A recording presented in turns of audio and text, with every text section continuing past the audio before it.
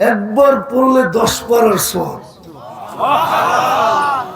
আজকে ওই উম্মতের চিত্র দেখা বড় দুঃখ লাগে, যার কপাল এত বড়।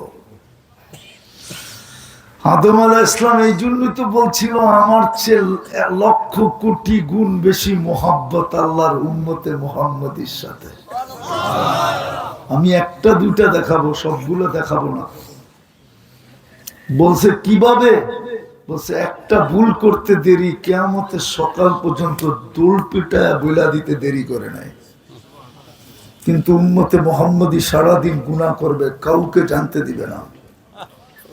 বলুক আমার এই যুবক সমাজ, গান না নাচ না এটা ছাড়া সারাদিন নেটে যা দেখে, যদি আল্লাহ জানায় দিত, যুবকরা বলুক ওদের মা বাবা ওদেরকে ঘরে ঢুকতে দিত কিনা?